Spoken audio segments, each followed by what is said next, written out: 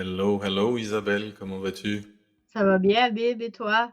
Parler de moi, c'est parler du ludique, c'est parler aussi de la facilité, l'adaptation. Je suis quelqu'un qui, quand je te dis ludique, c'est que j'adore jouer puis intégrer le jeu à tout ce que je fais. Isabelle, est-ce que tu peux me décrire en quelques mots ton papa?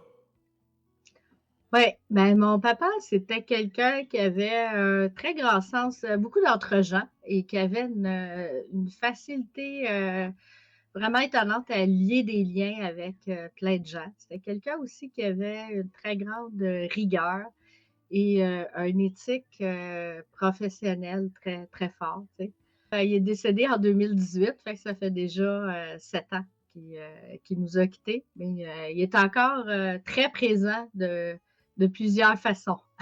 Puis je me rappellerai toujours d'une question que mon garçon plus vieux me posait quand il était petit, puis il me demandait: «Est-ce que grand-papa, il a toujours été fin comme ça?» Fait que à mon époque, c'était un papa qui était quand même, assez strict, mais c'était aussi celui qui temporisait les frictions entre moi et ma mère, où ma mère était beaucoup plus, émotive.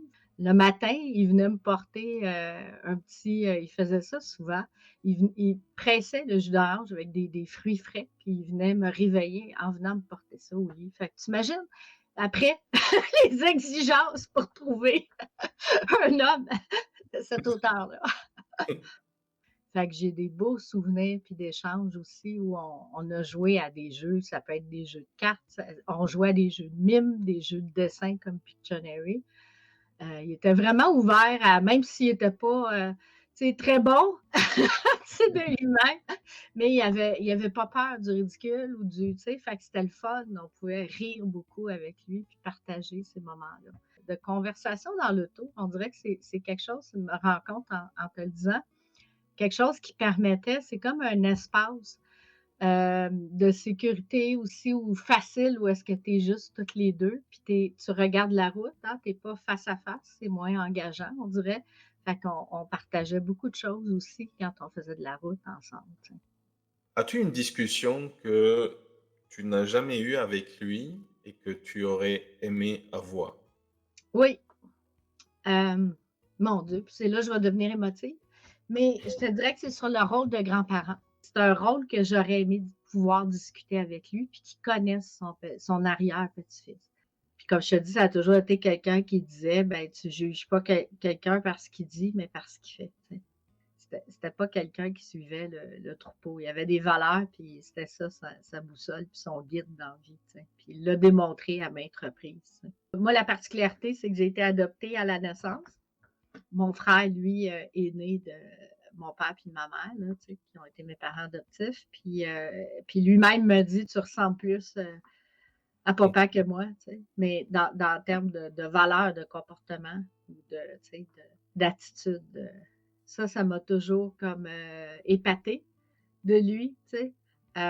Il pouvait rentrer à quelque part, puis tu avais l'impression que la personne qu'il venait de rencontrer, il la connaissait depuis plusieurs années. Je voulais ça comme un don naturel. Tu sais, c'est quelque chose que je me rends compte que j'ai beaucoup aussi hérité de lui, là, tu sais. C'est comme si c'était, j'y pense pas, ça fait partie intégrante de moi, tu sais. Je te dirais, c'est une autre chose qu'il me disait souvent, c'est qui ne vaut pas une risée ne vaut pas grand-chose. Et puis la signification de ça, ça s'est traduit par l'autodérision que je suis capable de faire preuve. Oui, quelqu'un tu sais, qui a beaucoup d'entre-gens, qui est très, mais je ne le pensais pas aussi impliqué dans la communauté, si tu veux. Il a été reconnu pour des gestes qu'il a posés, du bénévolat, sans compter des heures qu'il donnait. Fait qu'il apprenait là-dessus, puis il pouvait jaser avec du monde dans la vingtaine qui confiait leur peine amoureuse, puis il conseillait. Il jouait comme un rôle de mentor, tu sais, sans le savoir, là, tu sais. Si tu devais dire merci à ton papa pour quelque chose, ce serait pourquoi? Son amour indéfectible. Mais mon père, c'était, tu sais, le regard positif qu'il avait sur ma féminité, ou ce que j'étais comme femme, comme petite fille et comme femme plus tard, tu sais. Des fois, ça me fatiguait, là, ce qu'il faisait, tu sais, je le trouvais intense. Mais mon Dieu, qu'aujourd'hui, tu sais, j'aimerais dire à quel point il avait raison, puis que je suis reconnaissante de tout ça, tu sais.